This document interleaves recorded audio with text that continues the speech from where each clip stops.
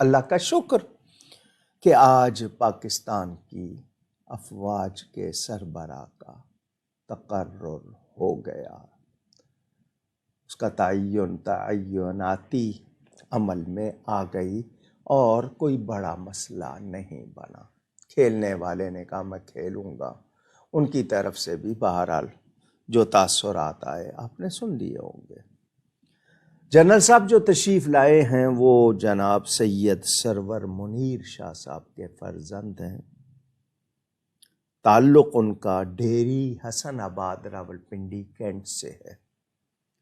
سادات گھرانے کے فرد ہیں، آل رسول ہیں اور قرآن کریم بھی یاد کیا ہوا ہے جس کو حافظ کہتے ہیں، اور ماشاءاللہ نمازی بھی ہیں جو ان کے بارے میں سنا۔ اللہ کرے کہ یہ آنے والے ملک میں دینی ماحول، دین کے نفاذ، اخلاقیات کی عمدگی کے لیے اچھی خدمات انجام دے سکے۔ ہم ان کا خیر مقدم کرتے ہیں۔ اچھے گھرانے کے فرد ہیں، یقیناً کوئی اچھائی ہی میں وہ اپنا کردار نمایاں کریں گے۔ پہلے انہوں نے فوج میں رہ کر وہ جو خدمات تھیں خوش اسلوبی سے انجام دیں، اب وہ فوج کے سربراہ ہو گئے ہیں اور ان کے ماتحت ہو گئی فوج، تو وہ امید ہے وطن کے لیے بھی، افواج کے لیے بھی ایک اچھا کردار پیش کر کے، اچھی خدمات پیش کر کے اللہ اور اس کے رسول کو بھی راضی کریں گے، عوام کو بھی مطمئن کریں گے۔ میری ان سے ابتدا میں ایک درخواست، پاکستان بنا تھا اسلام کے نام پر، دین کے نفاذ کے لیے۔ آپ نے یہاں پر دین کی برتری اور دین کی عملداری میں اہم کردار ادا کرنا ہے۔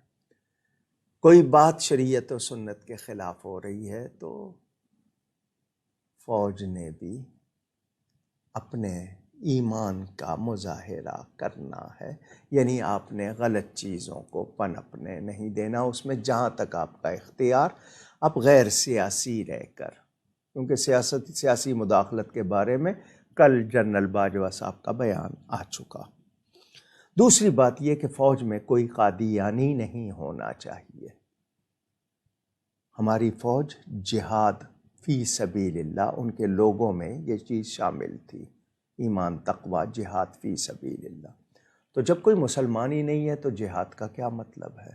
قادیانی پاکستان کے آئین کے مطابق بھی غیر مسلم، فوج میں کوئی قادیانی نہیں ہونا چاہیے۔ اگر کسی کے امیڈیٹ بالکل قریبی رشتہ ہے قادیانی سے، اس کے پاس بھی لحاظ ہوگا، خاندانی طور پر کچھ ہوگا، اور وہ چیز ایمان کے لیے بھی مسئلہ اور پاکستان کے آئین کے حوالے سے بھی مسئلہ۔ اس سے اگلی بات یہ ہے کہ ہم یہ نہیں چاہتے کہ ہمارے لوگ اٹھ کر ہماری فوج کے خلاف باتیں کریں، کیونکہ فوج کو کمزور کرنا ملک کو کمزور کرنا ہے۔ لیکن فوجی اداروں میں بھی بدعنوانی یا جو بھی ایسی باتیں ہیں اس کا سد باب کیا جائے۔ اگلی بات یہ کہ اہل سنت، صحیح العقیدہ اہل سنت کی کتابیں، ان کی جو سرگرمیاں وہ فوج میں منظور نہیں کی جاتی۔ میں نے کتنی مرتبہ کوشش کی، میرے پاس ریکارڈ موجود ہے، اہل سنت علماء کی کتابوں کے لیے، اپنے والد صاحب قبلہ کی کتابوں کے لیے، جنہیں ستارہ امتیاز بھی دیا گورنمنٹ نے، ان کی خدمات کو بھی تسلیم کیا، لیکن وہ کتابیں منظور نہیں کی جاتی۔ نتیجہ یہ کہ فوج میں ایک خاص رجحان بنتا ہے مذہبی طور پر۔ یہاں کراچی کی ڈیفنس کی مساجد میں جو بریگیڈیئر صاحب یہاں تھے، انہوں نے ایک ہی مکتب فکر کو پوری طرح پروموٹ ہی نہیں کیا، زبردستی اس کو قابض کیا۔ ہم اپنی فوج سے جو توقعات رکھتے ہیں اس کے مطابق عرض کر رہا ہوں کہ فوج میں یہ رجحان نہ ہو کہ وہ کسی ایک مسلک، ایک یا دو مسلک اور باقی سب کو وہ کر رہے ہیں۔ اکثریتی آبادی کے مطابق حقوق ملیں انہیں، فوج میں بھی، ان کی لائبریری میں بھی، ان کی سرگرمیوں میں بھی۔ یہ چیز میں بہت ہی محب وطن ہونے کی حیثیت سے، تاکہ ایک جو نظریاتی اختلاف ہو رہے ہیں یا ویسے جو باتیں ہو رہی ہیں، ہم فوج کے بارے میں یہی چاہتے ہیں کہ سب ان کی قدر کریں۔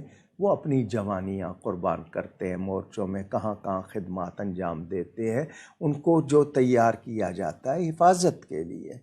تو یہ باتیں اس لیے آپ سے عرض کر رہا ہوں۔